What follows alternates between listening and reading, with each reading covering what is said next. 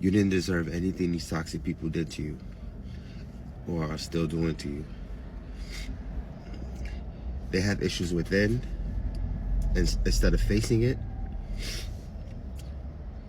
and learning from what they went through, going to therapy, seeking professional help, they'd rather attack you and become the villains of their stories. They'd rather abuse you, take your kindness for weakness. But you chose to not sit in that abuse. You chose to seek help, to learn about what was going on, to educate yourself on these type of people. And what you did is something they couldn't do when they were younger. And they still can't do right now. They lie to themselves, tell themselves they're perfect, they have no flaws, they're better than everybody. But at the end of the day, it's a lie. They have issues they don't want to face because they're afraid to. And they've been afraid for years. And the things they were saying about you was likely projection. That's how they feel about themselves. Narcissists don't like themselves. They hate themselves. So when they say things like, you're trash, you're annoying, you're ugly, it's things, they're saying things that they feel about themselves. That's how they feel about themselves. And think about it. Imagine looking in the mirror and seeing past your physical appearance, but just what's inside, and to be empty inside, and to know that you took pieces of other people's personality and put it together to make this one big facade. It has to eat them up inside. And see, the thing with us is that we've been abused, but we didn't become the villains of our stories. I was abused by a female narcissist, a malignant narcissist. My mother's a female. My mother, obviously she's a female, she's my mother. But the narcissist in my life is a female. And that didn't make me bitter toward all females. No, because all women are not like my mother. And the narcissists, they tend to treat everybody wrong because they feel like everybody's bad. They think in black and white, absolutes. Extreme thinking. But that's why I don't really focus on male narcissists, female narcissists, because it's not really about the gender, it's about the disorder. And yeah, there's some differences in the way they act, but the core of narcissism are the behavior traits, the personality disorder. And yeah, I don't feel like it's really good to really focus on the gender of the narcissist, because there's female narcissists and there's male narcissists. There's young narcissists and there's old narcissists. But they couldn't do that. They everybody's bad to them, black and white thinking. They're always the victim. In their story, they're always the victim. The vulnerable narcissists will claim, oh, I'm hurt, and they'll pretend to be vulnerable, but they make no change. They don't really go deep. They don't speak about how they feel. They don't speak about the shame, the insecurity, the guilt. They don't really go deep. They just be like, oh, poor me, and this, that, and the third. But we're not built like that.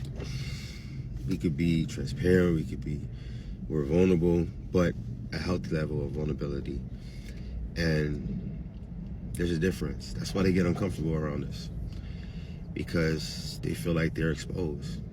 Like when somebody is authentic and they're faking, they feel like the authentic person can tell they're faking because they're authentic. They know what it really looks like. And a lot of us can. And even when I did notice it, I didn't want to make that person feel uncomfortable or bad, so I stayed quiet. But I would take mental notes, and I'd be like, wow. And it's like you feel uncomfortable for them because you're like, damn. It's like when my mother would smile and like it wouldn't line up with the eyes, so it looked real awkward, and I'll be in my mind, I'm cringing. I'm like, I feel like you could just tell that it's not genuine. And there's little things like that. the way they kind of mirror empathy, but they can't keep it up because it's not real.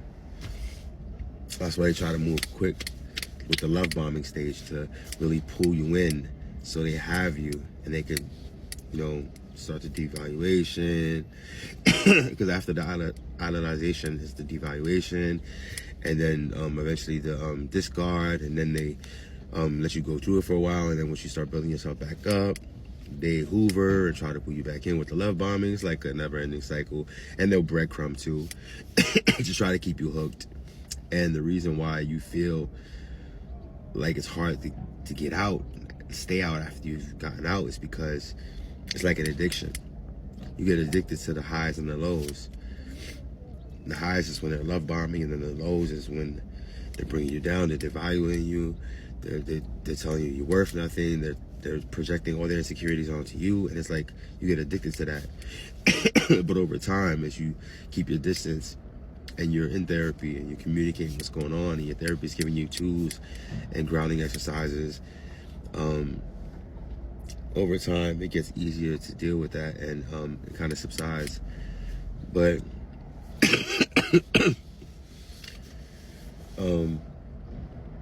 yeah, these are people you can't change. No one can change anybody. It has to be the person that wants to change. We can't do the work for them. And the work is not easy, but it's worth doing the work. It's worth healing, because the level of peace continues to grow as you get further on in your healing journey. And I'm nowhere near the finish line. As I said before in prior videos, with my last therapist, before she left the clinic, I was doing EMDR work, and it was going well for a while, and then something else was going on in my life, and then it kind of became too much for me, and we had planned to get back to it when I was ready, and she ended up leaving the clinic. But my new therapist now, we spoke about it too, and I said, I don't want to rush back into it. I want to do this when I'm ready. And now we're just talking about what's going on in my life, the tools I've been using, things that I've opened up with my last therapist, and eventually we will get to that point where I can get back into the EMDR work. And that's the whole point. It's like pacing yourself and taking it a day at a time, because healing is like a lifelong journey. And it's best when you take your time with things. At first I was like, I want to hurry up and open up and let them know what's going on, and like feeling like I didn't have enough time, like the narcissist was going to destroy my life. And then as my therapist started to explain things to me, I started to see it from a different view. And I realized, like, now that the narcissist doesn't have the full sense of control, and I'm not reacting to the narcissist, this highly narcissistic person in my life, I'm able to take things slow, and I don't have that much stress, and I'm not in fight or flight. And yeah, it takes time, but you guys are doing the work. Like I said yesterday in the video that I made, you guys are showing that you're capable of healing.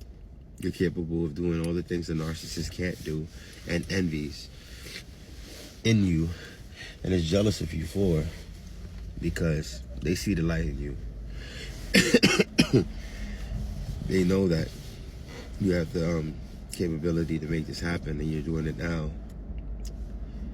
I remember what I said. The way to get back at a narcissist is by removing them from your life. And I know it's not always easy to do that, but by you not trying to, like, basically give them attention or put them in their place verbally and giving them an emotional reaction, and just doing what you have to do for yourself, healing yourself physically, emotionally, mentally, and then within, and then providing for your children, and keeping a tight circle with the healthy people, the functional people in your life, in your family. That's gonna eat them up, because they had this whole idea of how your life was gonna turn out, and in their mind they had full control. But you're showing